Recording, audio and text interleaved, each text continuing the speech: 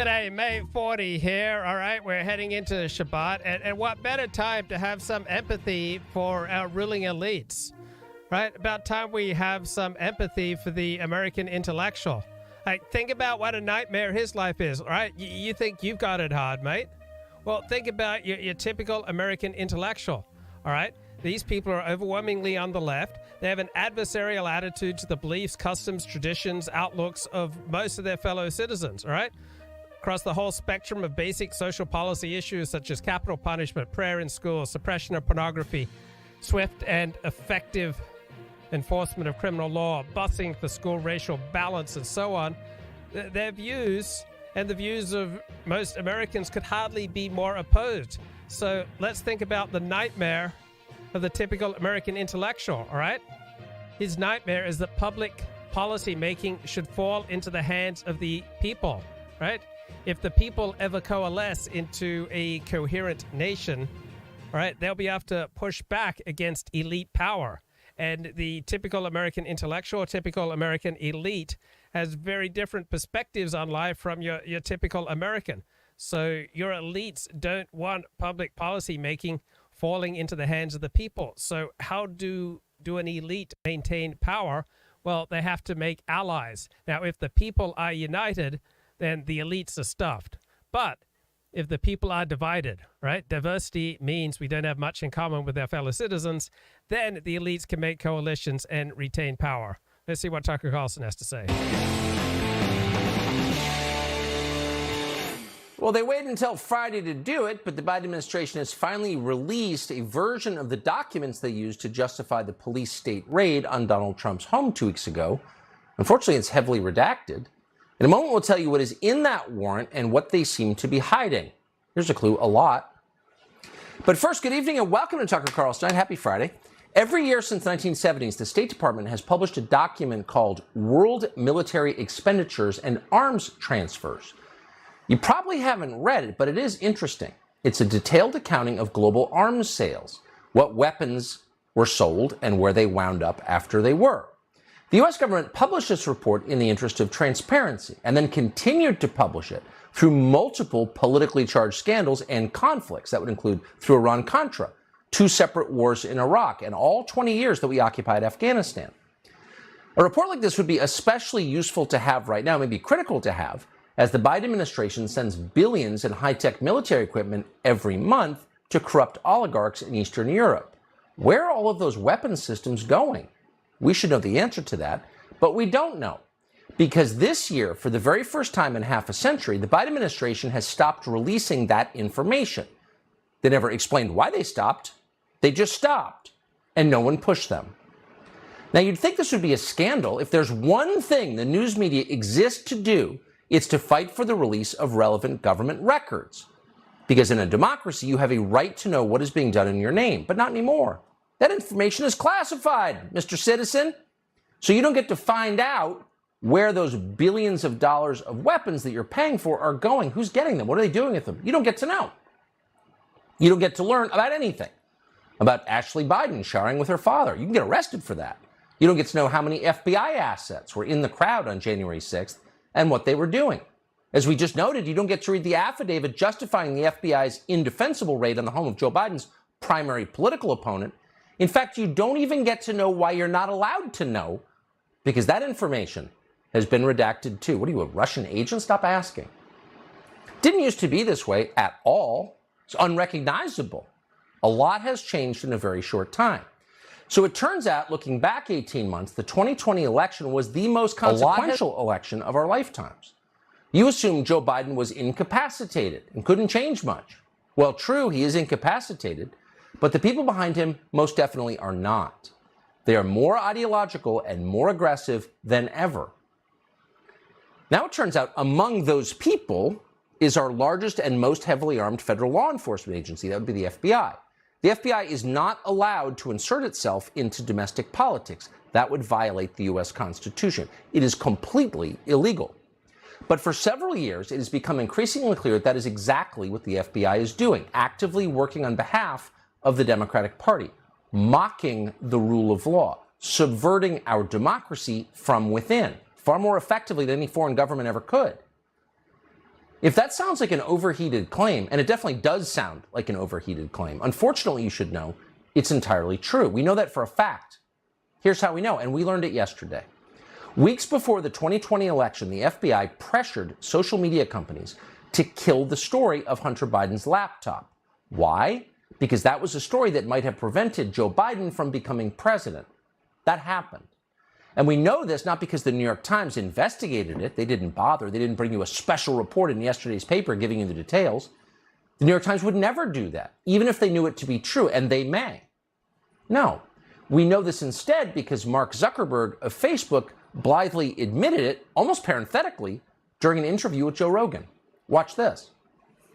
There was a lot of attention on Twitter during the election because of the Hunter Biden laptop story. The New York Post. Yeah, we had that too.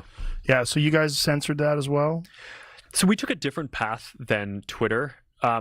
Basically the background here is the FBI, I think, basically came to us, some folks on our team, and was like, hey, just so you know, like, you should be on high alert. We thought that there was a lot of Russian propaganda in the 2016 election. We have it on notice that basically there's about to be some kind of dump of that's similar to that. So just be vigilant. Oh, so Zuckerberg, just to be clear, you just saw it, but let's just unwind what we saw. Zuckerberg was asked, why did you censor the story about Hunter Biden's laptop? And he said, some folks from the FBI came to us and indicated there was about to be a dump of Russian propaganda.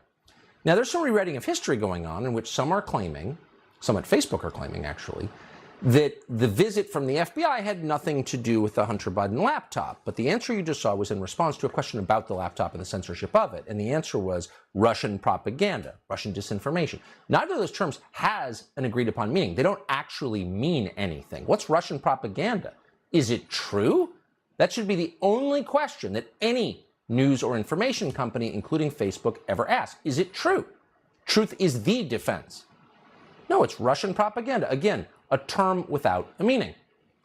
So we wanted to know more. We reached out to Mark Zuckerberg after that interview, and he responded to us, to his credit. Zuckerberg confirmed that the FBI didn't put any of these warnings about Russian disinformation or propaganda in writing. Oh, well, of course they didn't. Nothing in writing. And that makes sense. If you're the FBI, you wouldn't want to put that in writing because you were, of course, lying. At the moment the FBI was warning Facebook about a propaganda dump that obviously would include Hunter Biden's laptop, they had Hunter Biden's laptop in their possession. So they knew perfectly well it was authentic, as anyone who looks at it does. We have looked at it, and it's instantly obvious this is real. And of course, we now know conclusively it is real. So that laptop was not censored because it was propaganda, whatever that means. And by the way, the FBI should never be in the information control business anyway. It was censored because it might hurt Joe Biden. And the FBI is the government agency that pushed for it to be censored. Has that ever happened in the United States? Ever? That is the definition of police state behavior. A government agency independently decides it's going to determine the outcome of a supposedly democratic election. So why is it nearly 2 years until we learn this? Well, it turns out Facebook is a very political place. The founder of Facebook, Mark Zuckerberg, paid hundreds of millions of dollars to affect the outcome of the election. Famously, we've reported on that. And then, of course, there were Democratic Party operatives working within Facebook. So on October 14th, the Facebook communications official and former Democratic Party operative called Andy Stone claimed that Facebook was censoring this story because of Facebook's, quote, standard process to reduce the spread of misinformation, whatever that means. But that was their initial explanation.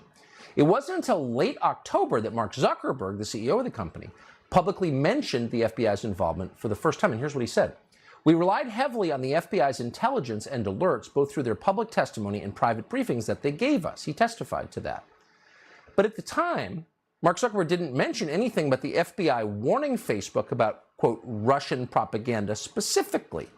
Why didn't he say anything? That's odd, because in October 2020, right before the election, weeks before a presidential election, every media outlet in the country and then candidate Joe Biden himself were using the very same line.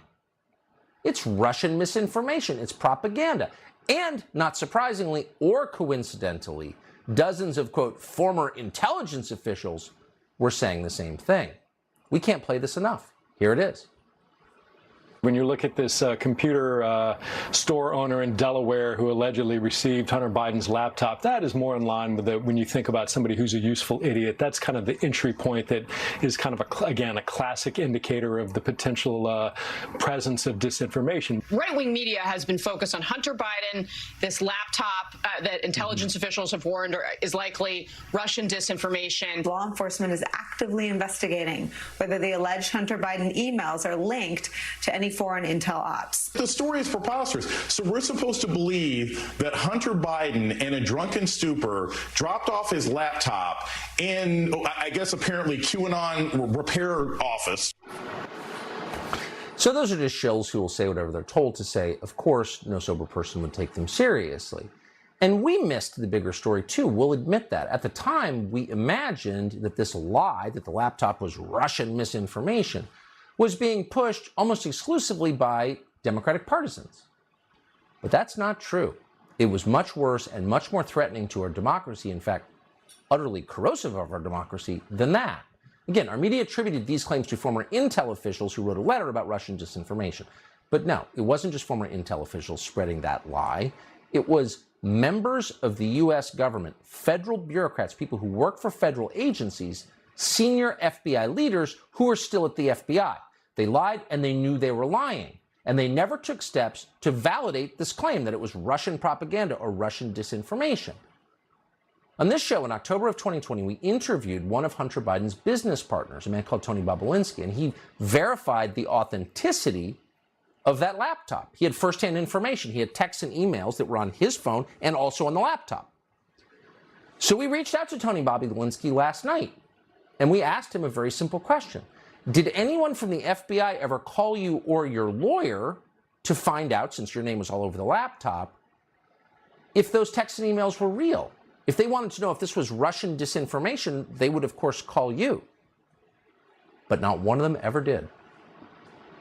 They knew it wasn't Russian disinformation. They knew it wasn't propaganda. They knew it was completely real, and they lied about it. Here's what Bobulinski told us in October of 2020. On May 13th, that email was sent from James Gilliard to me. I didn't generate that email. James Gilliard generated that email. And in that email, James Gilliard goes through intimate detail of what each individual's requests were from a compensation perspective and how the equity in the enterprise would be divvied up. Very important. May 13th, that email was generated by somebody else to me. In that email, there's a statement where they go through the equity. Jim Biden's referenced as 10%, doesn't say Biden, it says Jim. And then it has 10% for the big guy held by H. I 1,000% sit here and know that the big guy is referencing Joe Biden. That's crystal clear to me because I lived it. I met with the former vice president in person multiple times, and I had been meeting and talking with Hunter Biden and Jim Biden and Rob Walker and James Gilliard. So to note the obvious, that's not some cable news mouth breather who's giving you his stupid partisan opinion about Hunter Biden's laptop. That's Hunter Biden's former business partner who can prove he was Hunter Biden's former business partner. No one disputes he was Hunter Biden's former business partner. His name, his emails, or texts are all over the laptop. And yet somehow the FBI, the agency that sent a dozen agents to investigate a rope in a NASCAR garage, the agency that used hundreds of agents to hunt down grandmothers from the election justice protest on January 6th, that same agency couldn't spare a single agent to make a telephone call to Tony Bobulinski to ask questions about the laptop. You claim it's propaganda, it's misinformation. Why don't you call the guy who's on it and ask him? They didn't bother. This is what the FBI has become. An agency that seeks to exert control over the information that you read in the media. What is this? Well, it's terrifying. And again, this isn't speculation. We just had it confirmed in public yesterday. These are people whose main goal is to ensure that they never lose power in Washington, interfering with our elections, and not simply by hiding information, resorting to force because they know they can get away with it. Joe Biden's chief political opponent right now, Biden says he's going to run again, Trump's indicated he's running again, would be Donald Trump. And so they're targeting them? Is anyone noticing this? John Paul McIsaac, the computer repair shop owner who first obtained the laptop, says an FBI agent threatened him so he wouldn't go public with the laptop. In case you've forgotten, watch. The FBI met with me at my home and asked me about my concerns. I voiced my concerns, and I then shifted and said, hey, can I just want this out of my shop at this point? Just get it out of my shop and give me a phone number I can call should somebody come looking for it or wants to harass me about it. And they're like, yeah, we can't do that. When they showed up, instead of bringing a tech guy with them, they brought a subpoena. And they're like, yeah, we're just going to take everything. I was a bit uncomfortable, a little nervous, but then excited at the same time. So I kind of cracked a joke. I said, don't worry, lads, when I write the book, I'll leave your names out of this. And that's when Agent Mike turned around and said, oh, it's in our experience, nothing ever happens to people that talk about these things. Yeah. So in a free country, no one who obeys the law is afraid of law enforcement. That's true. No one should ever be afraid of the FBI except people who know full well they've committed federal crimes, period. But in this country, let's be honest, everybody's afraid of the FBI because you know exactly what happens to you if you tweak the nose of the FBI or if you annoy Joe Biden. You get raided. You get hauled into the street in leg irons. You get banned on social media. As Jen Psaki said from the White House podium last year, quote, we're flagging problematic posts for Facebook. Oh, so that's the White House, same administration, which oversees the FBI, telling social media companies who's allowed to speak. It happened to Alex Berenson. It happened to Donald Trump. Now we know what happened to the New York Post. And the people running the FBI, people who did that, are still there. This is a huge problem. This cannot be ignored any longer. John Ratcliffe is the former director of national intelligence. He knows an awful lot about this. Mr. Ratcliffe, thanks so much for joining us tonight. You may know enough that this wasn't shocking to you, but I think to a lot of people, this was legitimately shocking. The FBI shows up at our biggest news outlet. That's really what Facebook is. It's a news outlet. 3 weeks before the election and says, in effect, don't print this story because it might hurt Joe Biden. Well, Tucker, I was actually surprised to hear Mark Zuckerberg say that because what he related the FBI told him was exactly the opposite of what my conversations with the FBI director himself at the time were about. Look, we knew when Adam Schiff was in October of 2020 talking about Hunter Biden's laptop as Russian disinformation and using his platform as the chairman of the Intelligence Committee to mislead voters about that. We knew that simply wasn't true, that it wasn't Russian disinformation, that there was no intelligence, and discussions between my office, the Director of National Intelligence, the FBI, and the Attorney General.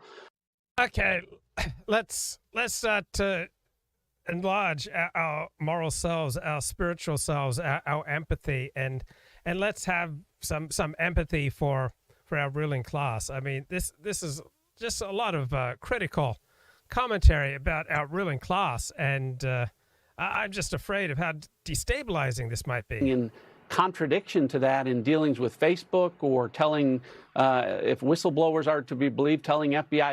Well, you just want tech companies to operate like feudal lords, that they've got their own domain where they're sovereign. I mean, tech companies don't actually want to be in the business of constantly censoring their users because that is a huge suck on resources and it makes your users unhappy. So it used to be big tech, liked, kind of a libertarian ethos where it was a very big tent. Pretty much anything you said was okay. I remember I used to have to post a link on my Facebook to the Daily Stormer. But times have changed. Governments have cracked down. The left in particular has cracked down. And so big tech is responding to cues from power. Now, Tucker Carlson was just talking about in a free society, you should not be afraid of the police. You should always be afraid of the police, even in a free society, right? You should always be afraid of power. Like if you believe in God, you should have a little bit of fear of God. I'm not saying you should just walk around in some kind of defensive crouch or you should be afraid to leave the house because you're that afraid of police, but you should always be concerned about power. You should always have a little fear about people who can hurt you. If you're married, you should have a little bit of fear of your spouse. If you have a boss, you should have a little bit of fear of your boss. You should certainly fear anyone who has a gun. And you should have fear about law enforcement, anyone who can wound you, right? You should have fear. When you're driving down the road, you should have a little bit of fear of other drivers, knowing that they can absolutely wreck your life if they make a bad decision. Okay, so I'm rereading this terrific book by Ronnie Goldman, Conservative Claims of Cultural Oppression, The Nature and Origins of Conservaphobia. And so let's think about how we got to this time and place. So it used to be in the traditional world, we had God and God's power, and it was concentrated in certain people like a king, certain times like a Sabbath, certain places like Jerusalem, or certain actions such as bringing a sacrifice. So God was understood as being embedded in the world, but he was more embedded in some places and at some times than others. So medieval Christians experienced the sacred through sacred objects, sacred relics, charged amulets, right? Things that could be manipulated to one's material and spiritual advantage, and often with the recitation of the appropriate chants, right? There were also specially holy places to which one made pilgrimage. There were holy times such as a religious festival celebrating the resurrection, all right? So you had secular time and you had eternal time. You had the sacred and the profane. So the sacred was not this alternative realm completely removed from everyday life, but there were those points in everyday life where the eternal kept breaking through into secular space and time. Now, the blurring of the natural and the supernatural through an openness to wonder, to God, to the divine, to the sacred, meant that the distinction between the mind and the world was also blurred. So the modern liberal elite understanding of individuals as disengaged, autonomous, strategic agents, beholding the world objectively, that would have been completely incomprehensible to the pre-moderns. So in the enchanted world of 500 years ago, the clear line between the physical and the moral was not drawn, right? There was no clear boundary around us. We were porous, right? That there are all sorts of things and agencies that were extra human that could alter or shape our spiritual emotional condition, not just our physical state, right? So the spiritual agencies didn't simply operate from outside the mind. They helped to constitute us both emotionally and spiritually. So traditionally, we easily recognize how the emotional malevolence of another human being might be invasive of our space, right? We could not firmly disentangle his attitudes towards us from our own image. And these distinctions still carry on today. So the liberal elite perspective on people is that they are primarily individuals. Ideally, they are autonomous, they are strategic agents, and they are buffered, all right? They get to have their own autonomy separate and apart from other people. And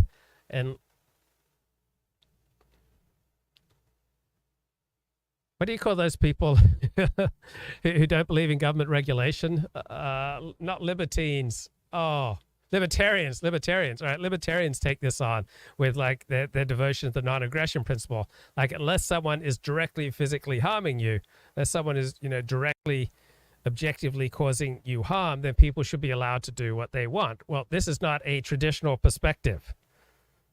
All right.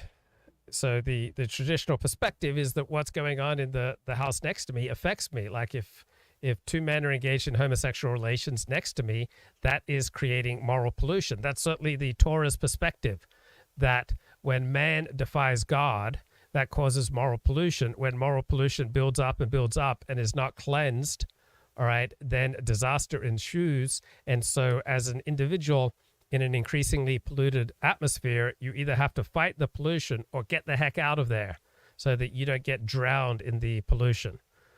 So in the traditional world, the enchanted world of pre-modernity, there was no notion of the buffered, strategic, autonomous individual, all right, who operated with his own agency and was not affected by anything that did not directly, objectively harm him.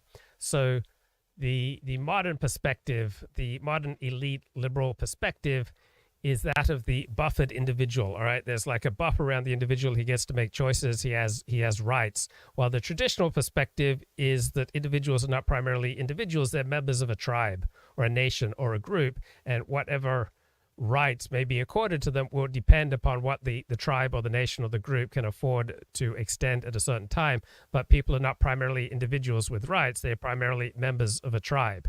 And when you're a member of the tribe, you don't have this buffer around you, all right? Your world is much more porous. What's going on elsewhere in the tribe is going to affect you. And so you have an interest in how other people behave themselves, right? You don't want, moral pollution building up in the home next to you. So conservatives, traditionalists still see themselves as much more porous than people on the left who see themselves as buffered, right? See, hear the difference between porous and buffered. It's an important distinction, right? If my life is porous, then what you're saying and what you're doing can affect me. And if, as an individual, I enjoy a buffered existence, then whatever you're doing that does not directly hurt me, all right, is irrelevant to my best interests.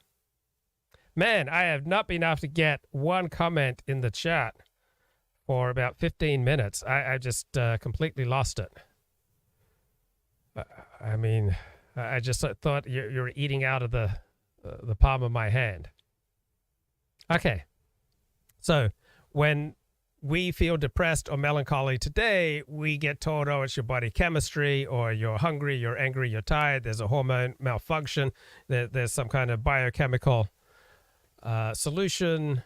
Just take this pill and you feel better, right? You get to experience distance from your feelings, right?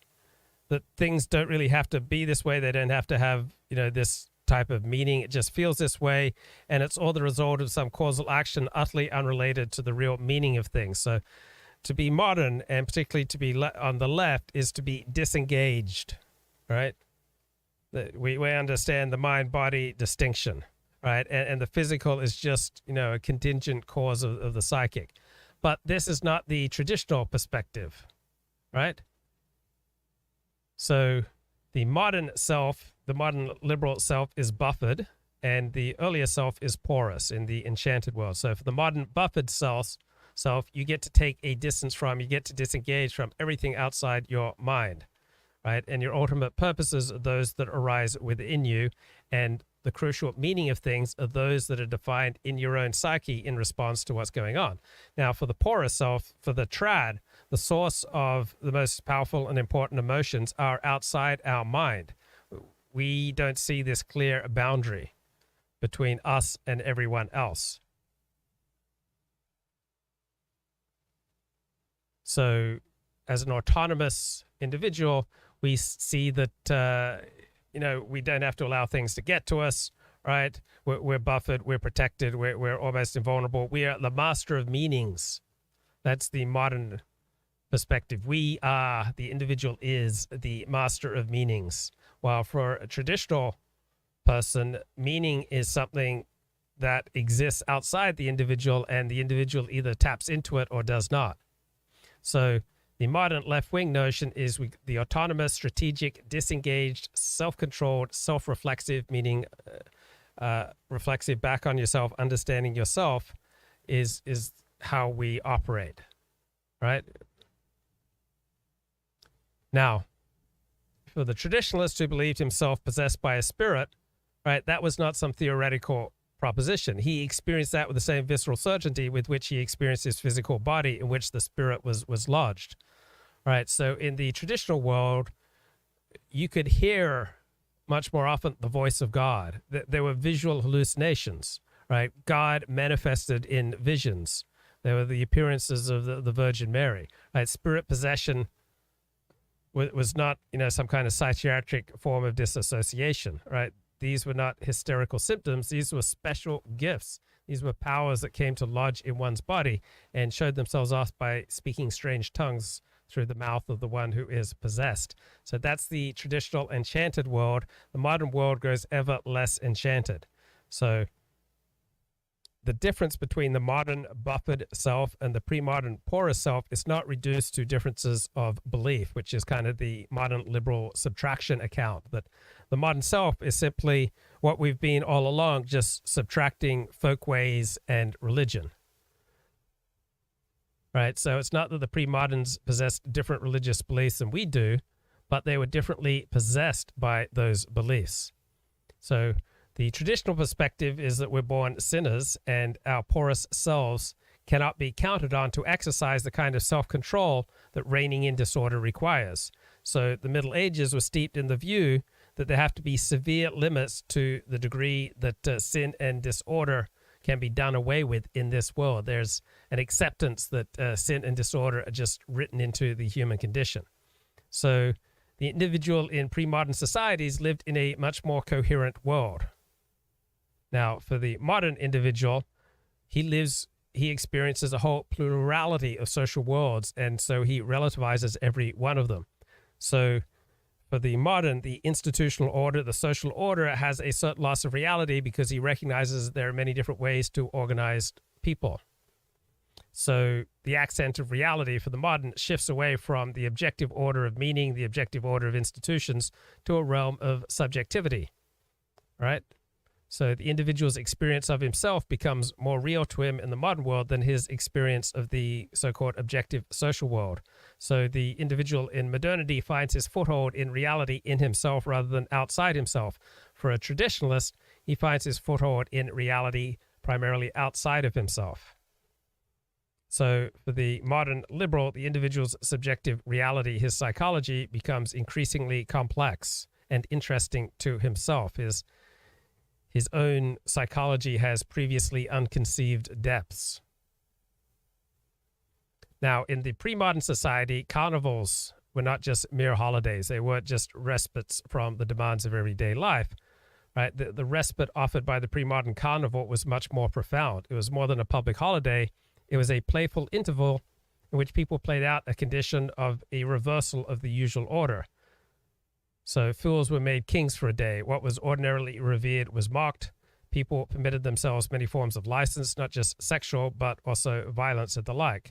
So for the pre-modern, they understood themselves as porous, and so they were able to suspend their daily routines, and that went further than it possibly can for us. Right? Because for them, it extended not only to formal expectations of appropriate behavior, but, as with good and evil spirits, the very depths of one's being.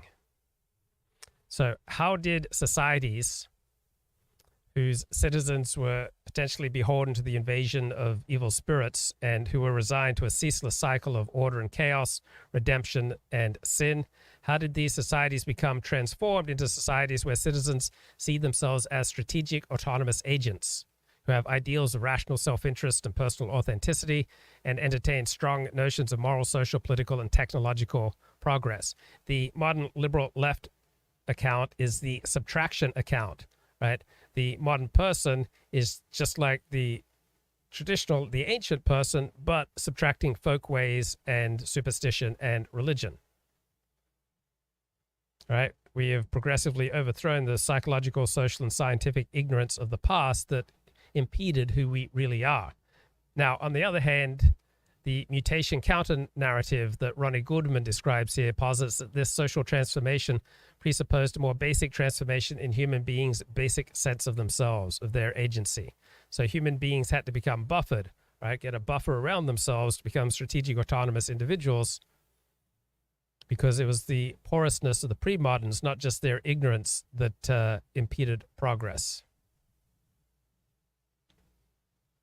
So with the rise of Protestantism, you get this deep religious theological objection to the idea that there are special objects, special times, special places, special penances and masses and events that have, a special connection with God, that have a special spiritual significance that is elsewhere absent. But in the medieval point of view, these special objects, times, places, and events, Protestant perspective, God's power can't be contained like this, right? It can't be confined in the things or in special times and places and special rights and privileges, right? God can't be manipulated through the handling of relics, the supplication of saints, the invocation of chants, the undertaking of pilgrimage, right? This is to deny the full extent of God's sovereignty. This sinfully downgrades God to sinfully elevate oneself. And therefore, all this special times, places, chants betrays true Christianity, whose original mission was to raise human beings above all such relics of paganism. So for the Protestants, all valid Christian vocations, those of ordinary life, of production and reproduction in this world, and the crucial issue is how you live in your day-to-day vocation. So the sacred and the secular have collapsed into each other. The monastery disappears, the monastic rules disappear, but now ordinary lay life operates under much more stringent moral demands. So the aesthetic and elevated norms of monastic life are now transferred to the secular world. So the work of the Protestant Reformation was to make over the city of man in the image of the city of God through the gradual changing of various ascetic attitudes and practices, which were once the province of religious elites, but now bring these into the lives of daily people. So we now reject the notion that ordinary life must be renounced to give oneself more wholly to God. So Protestants abolish these supposedly higher renunciative vocations of being a priest or a nun, but they build then renunciation into ordinary life. So you'll notice that Protestants, compared to other people, tend to be very self-controlled.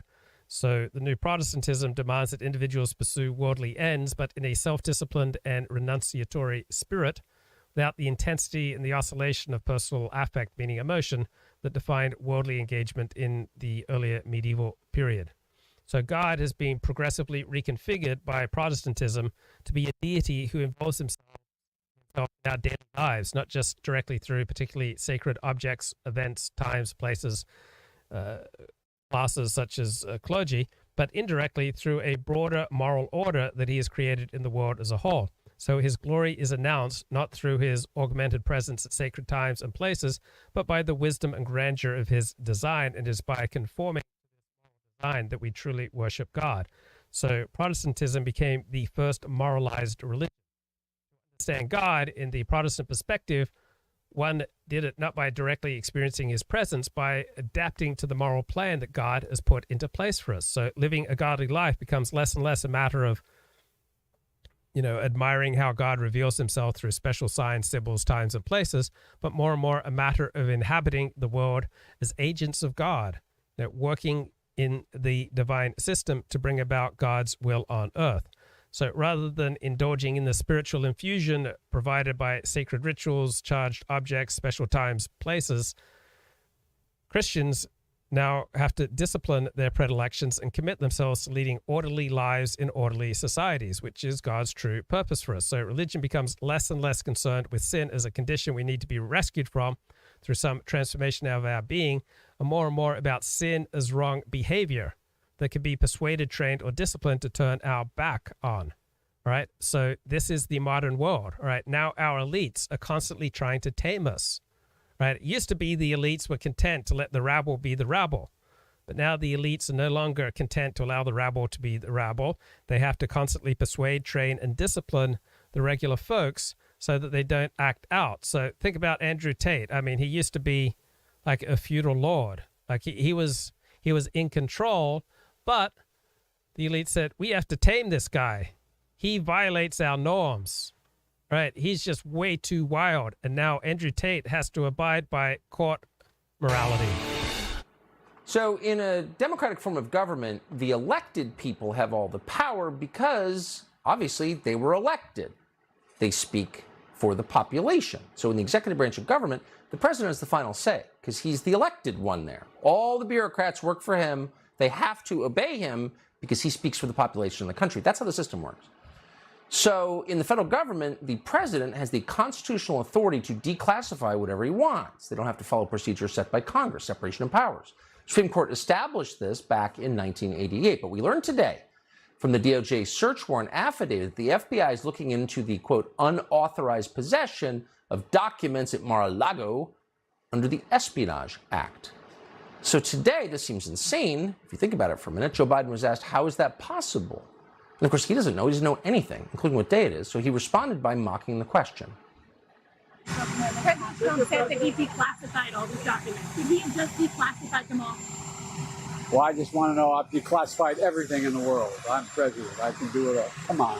Declassified everything. I'm not going to comment on it because I don't know the detail. I don't even want to know. I'll let the Justice Department take care of it.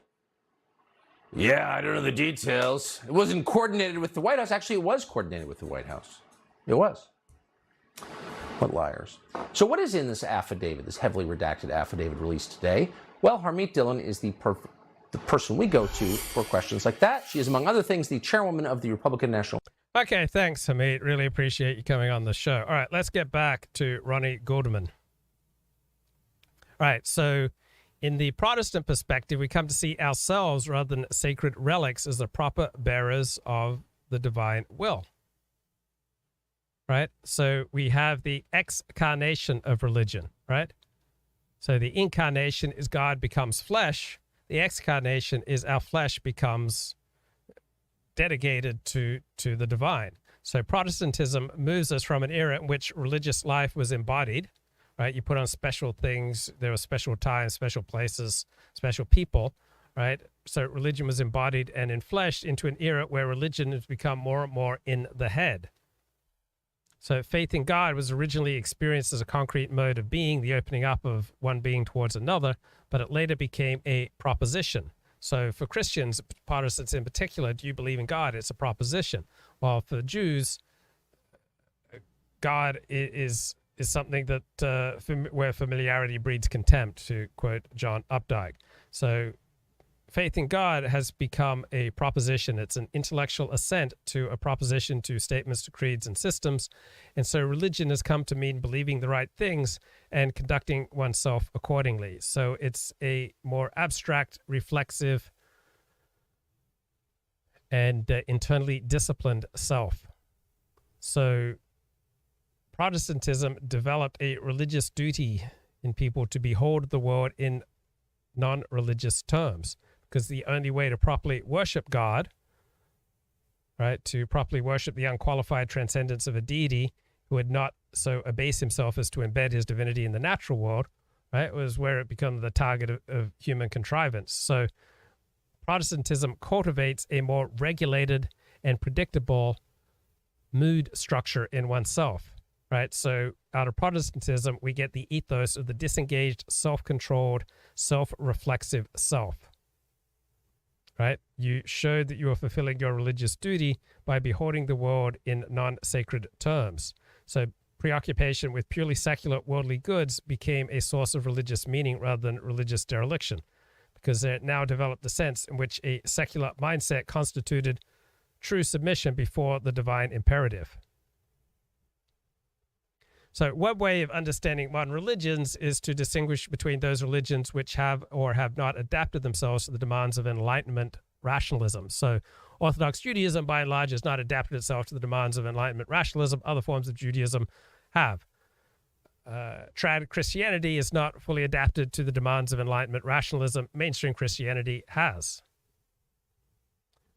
So our modern secularized outlook cannot be explained as arising straightforwardly out of the erosion of traditional religious belief, because this outlook first develops through a transformation of religious sensibilities that are themselves religiously inspired, right? So we get the renunciation built into ordinary life. So humanism crept up on us through its intermediate form, Protestantism. So both the deism and the humanism was made possible by earlier developments within Protestantism. And so this intermediate form on the road to secularism of an impersonal God revealing himself through natural laws alone was absolutely key. We could not have become capable of doubting religion as such before religion itself generated the capacity for such doubt by setting itself against the residual paganism represented by Roman Catholicism. So if you view the world as an enchanted, magical place pervaded by spirit forces, under Protestantism, that became understood as an insult to the transcendental sovereignty of God, which had been obscured by Christianity's earlier compromises with paganism and so developed its embodied, undisciplined, and unreflective forms of spirituality. So this is the soil, Protestantism, in which secularism first grew. The world's first fully secular societies came in Protestant societies, Northern Europe and England. So Protestantism largely expelled the sacred from worship and social life. It drove out the enchantment of the world, drove out spiritual beings in the world. The world became progressively voided of its spirits and meaningful forces. So we got this buffered identity. We got this sense of ourselves as self-possessed, autonomous strategic agents. And so this is not just the logical byproduct of casting off certain mistaken beliefs. It's a transformation of our sense of ourselves.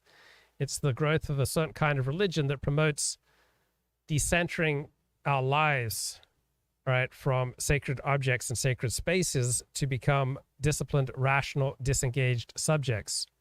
So religion develops a self that is defined by its awareness of the possibility of disengagement and reflexivity, understanding yourself, having a sense that you have self-possession, that you have a secure inner mental realm, that you're no longer open and vulnerable to a world of spirits and forces which cross the boundary of the mind. So from a traditional perspective, the world of spirits, forces, and moral contagion and sin is much more real and visceral than from a modern liberal left perspective. Right? It's much more in a traditional perspective, a sense that what my neighbor does behind closed doors, even though it doesn't directly negatively affect me, it creates a contagion that is not good for me if it is, gross what's going on next door. So the modern strategic autonomous agent, right, operates with careful planning and calculating, right? And these are not aspects of timeless human nature. These are dispositions that developed historically, initially as a form of Protestant religious discipline. So think about Andrew Tate and think about the old feudal nobility, right? Andrew Tate is like, part of the old, medieval feudal order. Earlier this week, when in a matter of hours, virtually every social media company on the planet decided to shut down a guy called Andrew Tate. We were not experts on Andrew Tate. We're too old, but we wanted to hear what they don't want you to hear. So we sat down and had a long interview with him, which is on Fox Nation. We played part of it yesterday. But there was one line in that interview that we wanted to bring you because it was just interesting, and it made us think. We've been thinking about it ever since. Here it is, Andrew Tate. You said people don't have enough respect for themselves to analyze the ways they were lied to. That's an interesting sentence. What does that mean? It means that if I was fooled, if I was one of the people on social media who was genuinely purporting the idea that people should be locked in their homes nearly indefinitely because of a common cold, if I was fooled like that, I would feel deep shame. And I would really take some time and look in the mirror and analyze who managed to trick me to such a degree, how my mind got so poisoned, how I got plagued to such a level. And I would feel deep shame because I would understand that my words had repercussions and that I have been purporting a worldview or a narrative which has been genuinely destructive. And I would sit there and I would be upset and angry and sad. And I think, I can't believe they've managed to do that to me. And I can't believe that I bought into it and did it to other people. But unfortunately, there's people out here who a year ago were running around screaming at other people in the street to wear a mask, who are now not wearing a mask themselves, despite the fact that COVID still exists. And they don't have enough self-respect or enough respect for the truth to even feel sorry or shameful for what they used to do. It's incredible to me. Don't you have any ounce of honor? Like, look what you've done to the world. You were screaming in people's faces. Now you're out here without a mask on yourself. Okay, that's just insane analysis. The idea that COVID was no more dangerous than a common cold. COVID was 100 times more dangerous than ordinary flus. COVID, according to the most comprehensive academic study we have so far, cost about 16 years per death. Right. For the first time in history, we've had a dramatic reduction in life expectancy because we've had over 20 million deaths in the world due to COVID. And some people recommended masks at a certain time and place, and then they took them off. Right. Everything is weighing up all sorts of different factors. So, yeah, I wore a mask when I was around other people, and now you find doctors saying that they're no longer asking their kids to wear masks at school. So, Washington Post columnist Leanna Wen, right? Not just any doctor. She was Baltimore's health commissioner for years. She became a professor of health policy and management at George Washington University. She has an MD. She has a master's in health policy while at Rhodes Scholar. She's not a COVID denier. And she says, for the first year of coronavirus, my family and I were extremely cautious, which is a reasonable response. All right, to protect the baby, my husband and I pulled our then 2-year-old out of preschool. We socialized outdoors only at a safe distance from others. I didn't go to synagogue for the first year of COVID. And then I got vaccinated and I went back. Right? We limited indoor activities to work and grocery shopping. I was never without my N95 mask. After coronavirus vaccines became available to adults, I wrote that vaccinated people could relax their precautions based on their level of risk tolerance. My tolerance remained low because of my unvaccinated kids. I still avoided indoor restaurants, masked indoor gatherings, unless they required both proof of vaccination and recent negative tests. So what changed? Well, everything changed last winter with the arrival of Omicron. This variant is so contagious with its derivative strains such as BA5, even more so, that preventing COVID became nearly impossible. So before Omicron, the Centers for Disease Control and Prevention estimated that 1/3 of Americans had been infected with the coronavirus. By the end of February 2021, after the first Omicron surge, or is that 2022, that share climbed to 60%, right? Meaning 3 out of 4 children. So containment of COVID was not reachable. Coronavirus is here to stay. Well, wearing a mask will mitigate the risk, right? Well, now that we have this new indefinite time frame, the benefit-risk calculus and mitigation measures shifts dramatically, right? So this doctor was willing to limit her children's activities for a year or 2, but not for their entire childhood.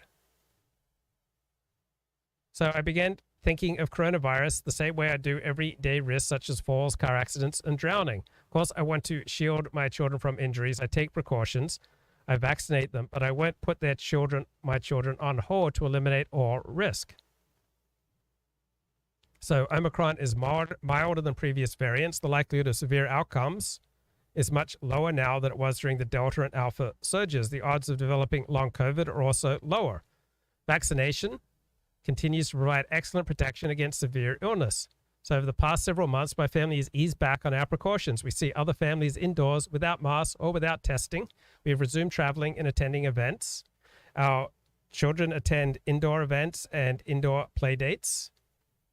Schools are starting. My children are fully vaccinated. We do not plan to limit their activities, and we will not be masking them in the classroom.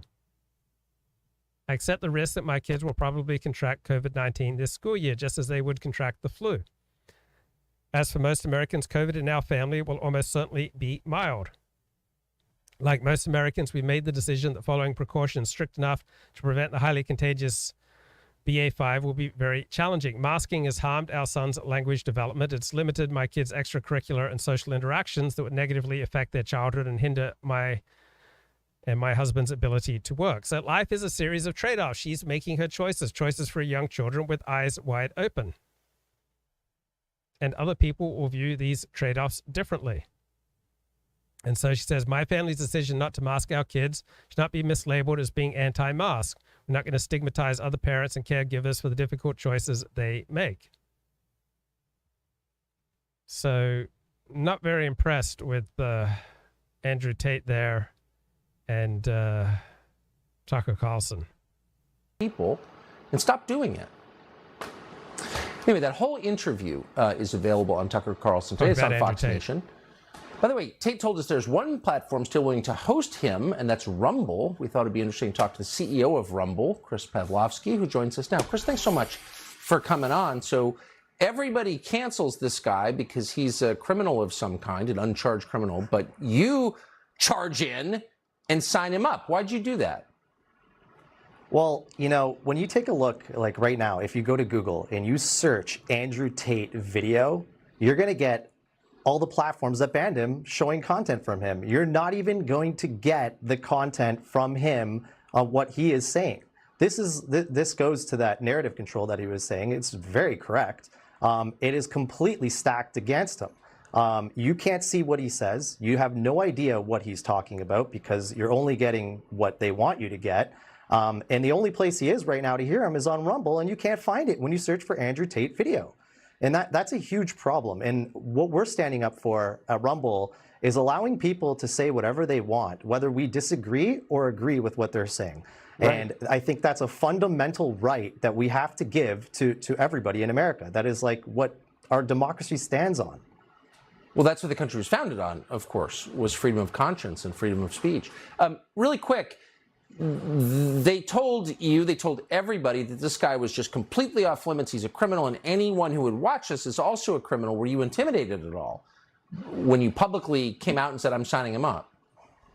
No, I'm not going to get bullied like that. If you see what's happening right now on the internet, this is transcending politics. A lot of Rumble's growth came from politics, but now we're transcending politics. You have people like the Nelk Boys, Steve Will Do It getting canceled. You have people like Jake Paul, Aiden Ross screaming from the top of the hill for free speech. People are really waking up to what's going on right now, and we're just happy to be in the middle of this. I don't know how it's going to shake out in 6 months right now, but Andrew Tate showed up onto our platform yesterday, and he did a live stream today, and he had 100,000 people watching him concurrently. So this is a major moment, I think, right now in the tech world, and how it shakes out in the next 6 months is going to be very telling. But we have major influencers out there right now finally waking up to this, and it's now transcending politics.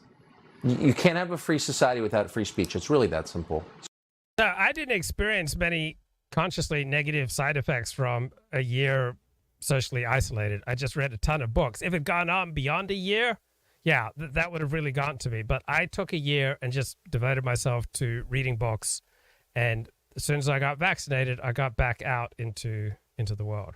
All right, let's get back to Ronnie Goodman and his book on conservative claims of cultural oppression. So think about Andrew Tate as like an old feudal lord, right? So the nobility used to be able to rule their little kingdom, but then power increasingly became centralized starting in the 16th century.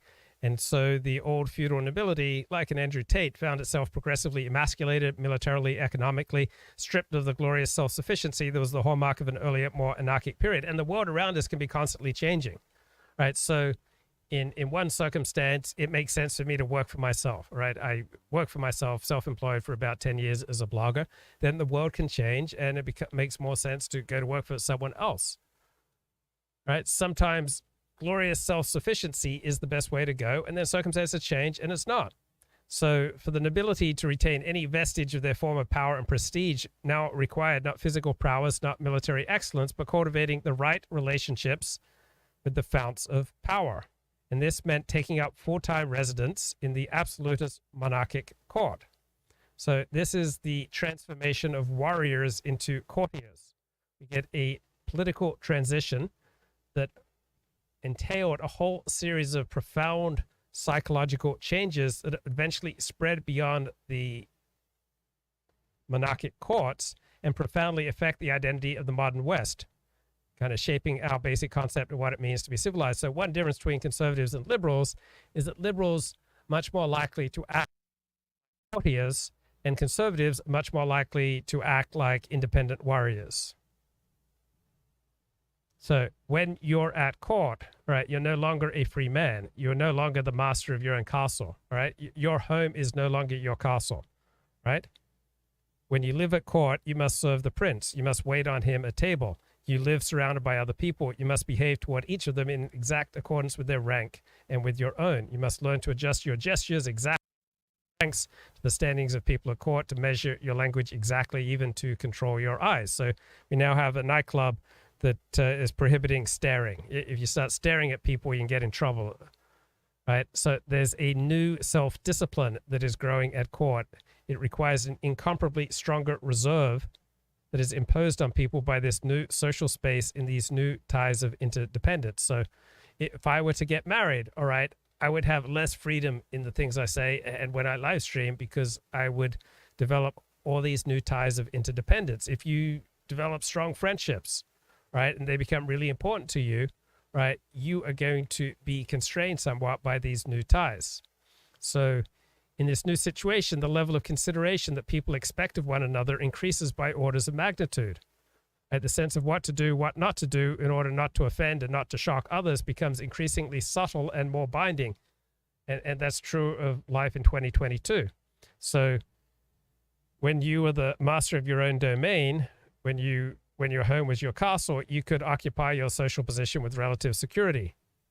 And you're not obligated to banish coarseness and vulgarity from your life, right? But Andrew Tate, like the rest of us, increasingly have to operate as though we're living at court. We live in a world where our interactions take place in a stock exchange, which our value is continuously assessed, so we can no longer afford the old freedom. So gone are the days in which joking can lead to mockery and from there to violence in the span of a few minutes. Gone are the days in which one could leap from the most exuberant pleasure to the deepest despondency on the basis of the slightest impressions. So what matters now in this new order are other people's impressions rather than one's own. The foremost task becomes impression management, which means self-management.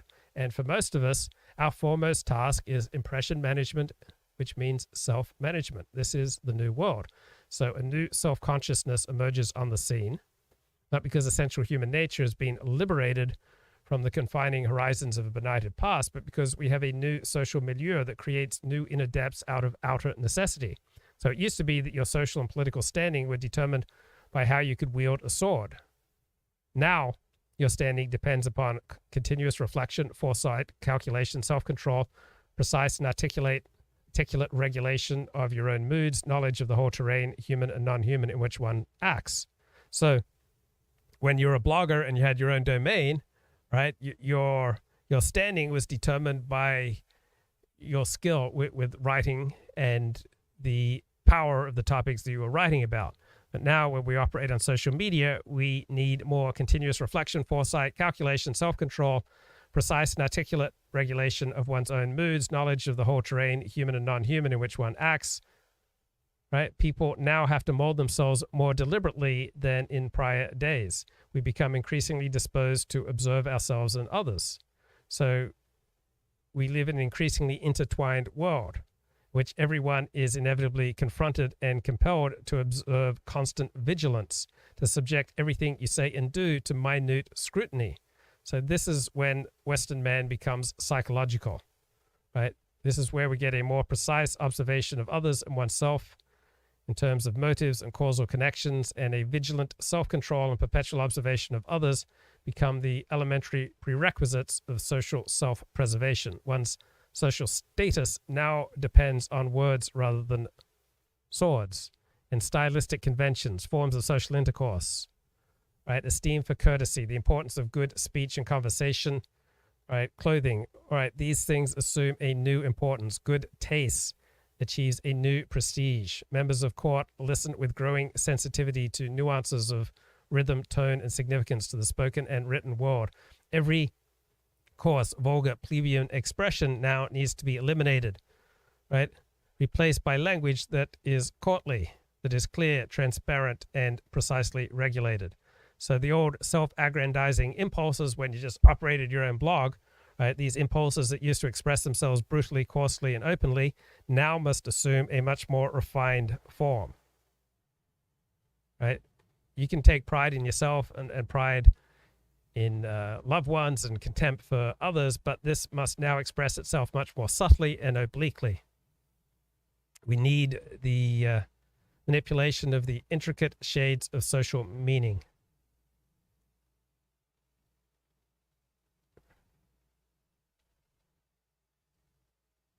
You're probably wondering, what does Michael Beckley and Hal Brands have to say about the emerging conflict with China? 1.3 billion people, a long coastline in the heart of rising Asia, and a government that is willing to trash the environment and to pave the way for big business to come in. It was just too good of an opportunity, and so American multinationals flooded into China, and so that kind of kicked the can down the road in terms of a strategic reckoning. I think it's interesting to remember that when the George W. Bush administration was coming into office, they initially were talking about China as a strategic competitor, as well as not wanting to do nation building. But then, 9/11 happens, and the United States is catapulted into a series of wars in the Middle East and is actually trying to get Chinese cooperation, one, to get UN Security Council authorization for various military interventions, but second, just so that China's not causing problems in Asia while the United States is bogged down in the Middle East. So there's just a series of events that kind of delayed the reckoning. And it wasn't really until the 2008 financial crisis that a number of things came. Okay, you're probably wondering what's going on with Andy Nowicki. Dostoevsky's Notes from Underground says, "I am a spiteful man." He says he says several things of himself. "I am a sick man. I am a spiteful man. I think there's something wrong with my liver." I'm not going to say that Colin Liddell is sick or that there's anything wrong with his liver, but I think the second thing there, "I am a spiteful man," applies very well to Colin Liddell. My impression of him is that he is a man who's essentially motivated by his spite, and his spite takes him where he wants to go, and he follows it faithfully. His spite is his muse, and at some point in time along the way, Colin Liddell developed this hatred for the alternative right scene or the dissident right scene, generally speaking, with a few exceptions here or there, but mostly he just came to think that it was all just bogus and full of people who were essentially worthless, and you should see what he calls his Dickopedia. He actually has a catalog of the names of people who are affiliated or associated with the alt-right or the dissident right, and it's like he gets the final say on all of these people, and just more often than not, unfortunately, his assessments tend towards the witlessly insulting. He likes to call people tards of one kind or another. So and so is a Nazi tard. So and so, somebody like me, I'm a conspiratard. And this is just. But he has this interesting, this fascinating kind of energy to devote to writing, scathing commentary on this whole host of people. And it's worth looking at. I would say his Dickopedia, as long as you take it with a whole shaker full of salt, just to see what's brewing in this guy's head right now, as far as how spitefully he looks down on and despises the people who I guess he would once have called his compatriots. I don't know if he ever really would have felt that way, but at least at one time he wasn't putting them down and I gotta say that in this dispute, to the extent I understand it, I side 100% with Colin Liddell. I used to think of the alt-right and the distant right as lively, funny, with a lot of impressive intellectuals, and then I increasingly became disenchanted and disgusted with it. So I think I've gone on a very similar trajectory to Colin Liddell. So one trajectory I noticed with a lot of people who got into the dissident perspective is that they realized that society elites, academia were lying to them about certain things, such as race, differences between men and women, differences between different groups. And then they took from that the idea that the elites and the academy just were lying to them about everything, and they just automatically started siding with every dissident perspective. And you particularly see this with regard to COVID. So the distant right, by and large, the less intelligent members thought, the elites are just lying to us about everything. COVID is just the common cold. The more intelligent members of the distant right, like Greg Johnson or Richard Spencer, realized, no, COVID is far more serious than the common cold. And so I do notice, I don't use the term conspiratard, but it is dominant in the distant right. And so what was a lively, fun movement has become pathetic and ridiculous. So I guess all my sympathy here is with the Colin Liddell approach. Calling them some form of tards. The suffix tard he was not something he seemed to use all the time, which is a rather witless suffix. I really think he could do better than that, but he doesn't choose to, so there you go. And he has a very broad... Okay, so I do really differ with Colin in his use of things like tards and his use of put-downs and the mockery and the really nasty things that he says about people, goes in for the personal insult. So I do disagree with Colin on that. I largely agree with Colin on his overall ideological perspective on what's happened to the alt-right. Definition of who a Nazi tard is, I should add. And he's been critical of me if I go on somebody's podcast or somebody. And Ricardo says, we're calling the people who are right about COVID conspirators. No, I just made the very clear point. I don't like that language of conspirator. Now, I do think it's moronic. Anyone who thinks that COVID is no more serious than the common cold, I think that is a moronic perspective. Now, are you able to hear the difference between saying that someone's holding a moronic perspective and calling them a moron? I hold moronic perspectives. Everybody holds some moronic perspectives, right? Just because one says something that's moronic does not make one a moron. It's just one aspect. We contain multitudes. Somebody's broadcast on whether their Substack channel or their BitChute channel or wherever. If this person has any kind of affiliation. And Ricardo says, laughing my ass off at the more intelligent members of the distant right with regard to COVID. Well, here's what I mean by the more intelligent members. People who actually read academic papers, right? People who actually read contrary points of view, people who actually read books, people who actually do the hard work, as opposed to those who just listen to podcasts or watch videos or, read this tweet or that tweet. If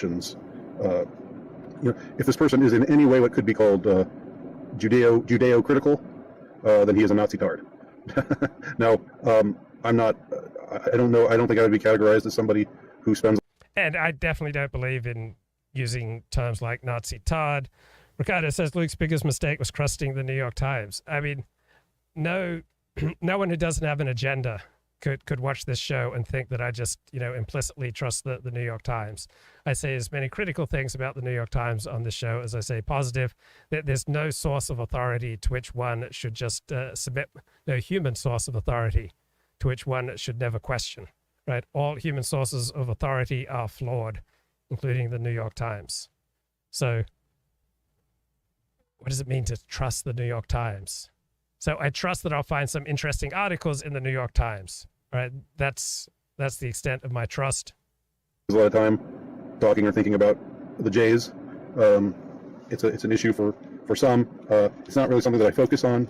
I understand it's a complicated issue. All right, and so I'm willing to cut people some slack in ways that it doesn't seem like Colin Liddell is able to or willing to these days.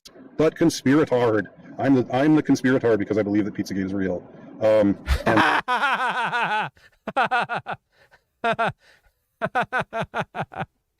Okay, yeah, I do think thinking that Pizzagate is real is I think that's wrong, but I definitely wouldn't use a term like conspiratard. And others, like the man I spoke with, Johnny Monoxide, who I had an interesting interview with a couple of weeks ago. Of the Paranormies channel, another conspiratard and a Nazi tard, I think Colin would say. But whatever. I think what's more disturbing, what's more annoying and distressing is the way in which Colin has pretty much adopted the whole Western media's obsession with the Russians and how the enduring Russophobia of the political and media establishment of the Western world. I mean, and this goes beyond. I can understand being critical of Putin for invading Ukraine. I see that as a very complicated issue. I just never remember Colin Liddell being like Russophobic, so I'm a little skeptical of that. Is Andy interesting here about Richard Spencer? I have a whole series of articles there entitled Fauci's Willing Executioners. Oh, which let's skip that. Just because he sort of dug my fiction at the time. He remember had me on to discuss the Columbine. And there was never any particular time when the three of us were really exactly on the same page. Talking about Colin, Richard, and Andy. Page, and I became a regular contributor and eventually became an editor. Same thing happened with Colin Liddell. So the three of us, Richard Spencer, Colin Liddell, and myself, were for a time the sort of the triad that voiced the sentiments behind AlternativeRight.com. And there was never any particular time when the three of us were really exactly on the same page. We were all different people motivated by different things with different perspectives. Yeah, it's hard to imagine Richard, Colin, and Andy hanging out together and feeling comfortable with each other. I think that Richard took me on, as a writer and at first, and then as an editor, just because he sort of dug my my fiction at the time. He remember had me on to discuss the Columbine Pilgrim, and he also thought that it was interesting that I was a Catholic. I think that he thought somebody contributing to Alternative Right who was also a Catholic, made for an interesting point of view, because at that time it was a very broad tent sort of notion or perspective that I think he was going for. And for a couple of years, Richard Spencer and I were associates, and I would even at some point maybe have called him a friend. He and his organization. And Ricardo says, Luke, are you going to stop boosting if Dr. Fauci and the prestige media tell you to stop boosting? I will stop boosting if that becomes the dominant medical perspective, right? If the dominant medical perspective says stop boosting, then I'll follow that advice. If the dominant medical perspective says get a booster shot every month, I'll follow that advice. I will go with the dominant medical perspective. Funded my trip to South Africa, which was done in the winter of. What will it take for Luke to stop boosting? What is the threshold of evidence? Well, I haven't seen any evidence yet that is particularly compelling. All right, just a bunch of cranks. So give me some meta-analysis of the studies that show that boosting's a bad idea. Right? When that becomes the dominant paradigm within the medical profession, then I will happily adopt it. What was the winter for the Northern Hemisphere? It was summer for South Africa back in December of 2011. I went there to write an article for what was basically the ill-fated Radix Journal, but I don't need to go into all of that. So after Richard lost interest in Alternative Right and after he basically took the site down without warning, Colin Liddell and myself became united just because we both still wanted to keep the site running. We still thought. Nothing unites people more than disgust and dislike, even hatred of a third party. At the time, the term Alternative Right had it did not have the kind of resonance that it has now. Today, you say Alternative Right or alt-right to just disparage someone the same way you use the term incel, very similar. But at the time, it actually meant something. It carried a resonance which was reflective of an interesting. And great point, Ricardo. Giving hormones to gender dysmorphic teens to stop puberty is the dominant medical perspective, and I disagree with that dominant medical perspective. So in some things, I will accept the dominant medical perspective, and other things, I will reject it. Okay? I get to choose. I don't live my life in all things according to the dominant medical perspective. Medley of thinkers who by no means did everybody agree on everything, but I think we all had the same. And Ricardo is resorting to lies. Luke Ford supports the medical establishment vis-a-vis trans youth. You'll never, ever, ever catch anything I say supporting the idea of encouraging kids to mutilate themselves. So you are just lying. I've never said anything like that. That is absolutely revolting, and you should be ashamed of retailing a lie, Ricardo. Enemies. That is to say, we all thought that liberal modernism and its attendant ideologies, feminism, liberal anti-white sentiments, and so forth. These were all things that we despised about. And Ricardo says, you're just rationalizing the dominant medical perspective isn't why you choose to believe the doctors on COVID. Oh, so what is the reason I choose to believe the doctors on COVID? I've always had a pretty centrist perspective on COVID. I thought that dissidents should be a part of the conversation. I didn't support banning or dissident thought on social media. And I didn't accept that just because Dr. Fauci or the CDC or political or medical authority said something that is necessarily true. On the other hand, I didn't automatically accept that anything that medical authorities or politicians say is automatically false. Right? That's so easy. Right, Ricardo, you got it so easy. You just accept anything the New York Times says is false, so you don't have to read it and you don't have to struggle with it. You automatically believe that if it's a scientific paper or an academic paper, it's automatically false, so you don't have to do the very hard work of studying academic and scientific papers. You just get to dismiss them all as false. Right? Some of us actually do the work. Right? I don't automatically accept or reject any particular human source of information. It has to be understood critically. And so I have to do the work of studying an academic paper, comparing it with other academic papers, comparing it with other sources of information, including my own life experience. But you have it easy. You think, oh, if it says so in the New York Times, it must be false. If it's in an academic paper, it must be false. If it comes out of Harvard, it must be false. I don't get to live in this black and white world. All right, you see demons and angels, right? And it must be pretty sweet. Like, you don't have to struggle, right? Everything's just kind of laid out for you. If Harvard says it, if globalist bankers say it, all right, then it's automatically false, right? I don't disqualify information depending on who says it. I will try to understand the information critically. Information's not good or evil. Information is either true or false. The contemporary scene.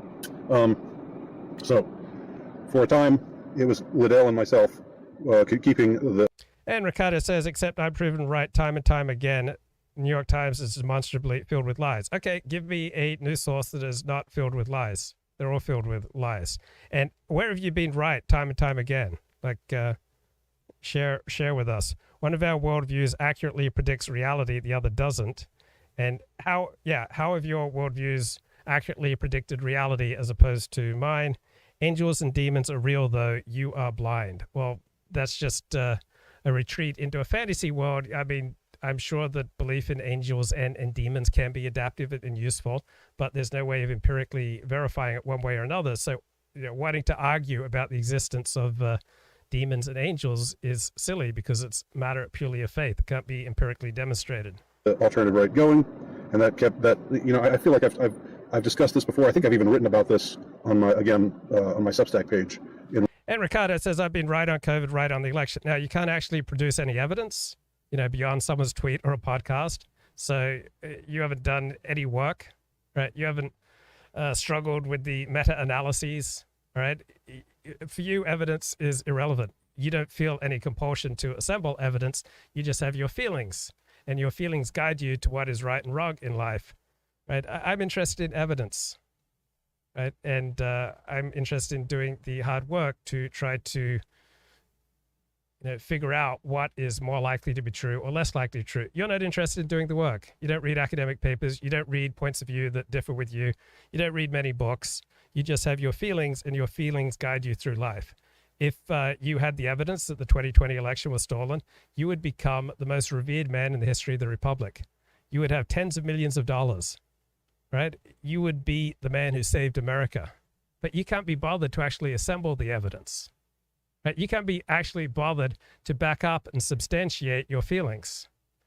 You just want to make proclamations, but you don't want to do the hard work to back them up. One of my articles about what the events that led up to Charlottesville from the perspective of both an insider and an outsider, because I was never, that inside really. I was never really with the cool kids, but for a time, I think I played a role in the evolution of the journal AlternativeRight.com, and then the journal that replaced it after Richard took AlternativeRight.com down. So it's somewhat ironic and somewhat depressing at the same time to reflect on the way things stand right now with the three of us. Well, it's relations with family, all right? That tends to last the longest, all right? Relations with friends, particularly when you're engaged in ideas, all right, takes a real toll on friendship. If I'm like fighting with Ricardo like every day on a stream or, over social media, all right, that's going to put a lot of strain on a friendship.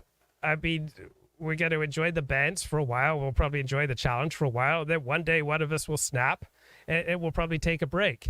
So it's really hard to maintain strong friendships in this absolutely charged atmosphere. Now, Ricardo makes a good point here. The most meaningful and impactful aspects of life can't be empirically measured. So, yeah, fair enough. I understand that. How do you measure love?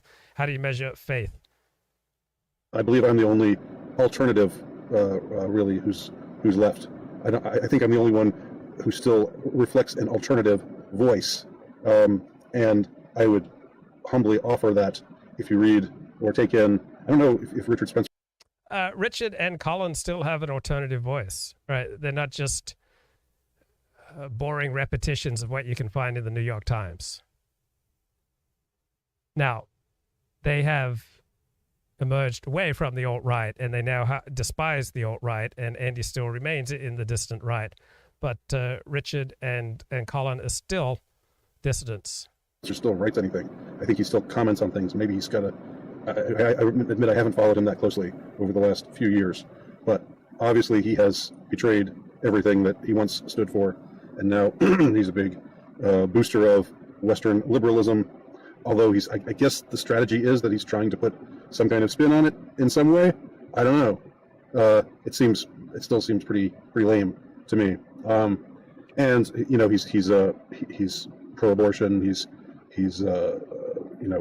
against sexual continence.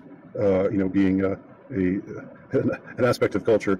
He's essentially a libertine. I think it would be fair to say, culturally speaking, anti-religion, anti-Christianity, all of those things. But I would say that the more disappointing for me has been the turn that Colin has taken of late. Colin Liddell is less visible. He's less conspicuous. He's less well known. Like myself, Colin and I are probably equally obscure, I guess, or equally known, however you want to look at it. We're half full or half empty. I mean, in comparison to Richard Spencer, we don't have the name recognition. But Liddell recently, especially over the last couple of years, but I would say this has been a trend that's been going on with him, for maybe the last 4 or 5 years.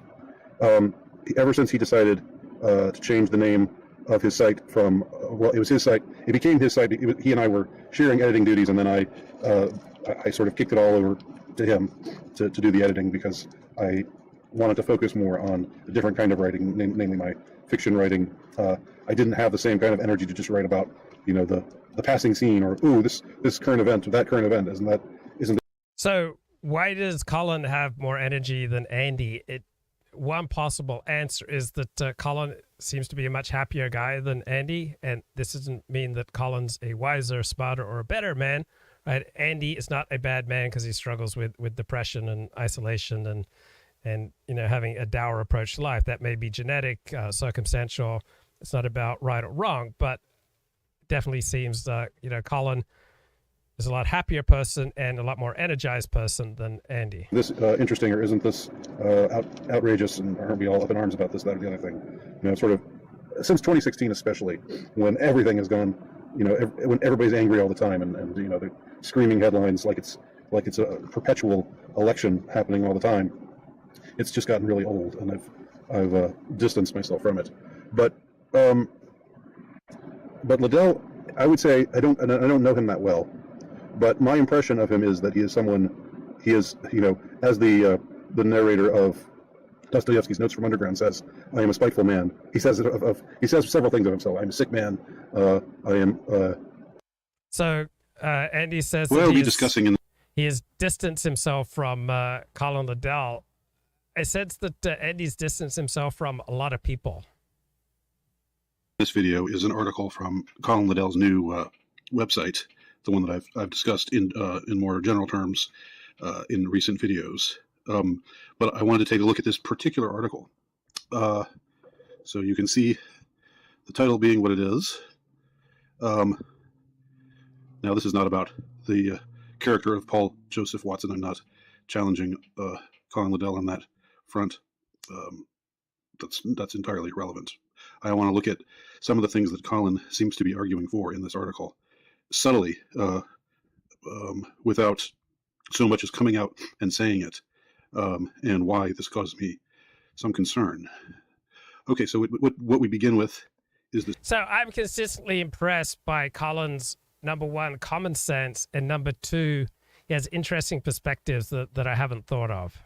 Tweet that was put out by Paul Joseph Watson, and the tweet you can read. The tweet basically just reinforces what's in the picture or the meme, and the meme is it's written in the Ukrainian colors of blue and gold, and it's a reference to, of course, the huge sums of money, taxpayer money, being sent to help the Ukraine war effort. Okay, so the money being sent to Ukraine is not being done out of charity or because people really care about the Ukrainians. It's being sent to Ukraine to weaken Russia, a global competitor, right? So it's not just being done out of some warm, fuzzy feelings about Ukrainians, right? So leaders in the West, including the United States, they often use humanitarian and universalist rhetoric while they pursue nationalist goals. Not to try to bring peace to the war-torn Ukrainian region, but to help the war to continue. Right. I think that achieving peace in Ukraine is more important than the Biden administration thinks, but the Biden administration is making its own calculation that it's worth it to ruin Russia. I disagree with the Biden administration, but it's not a ridiculous perspective on their part. Being fought and thus lives being lost and misery continuing in that unfortunate region. So this picture or this meme.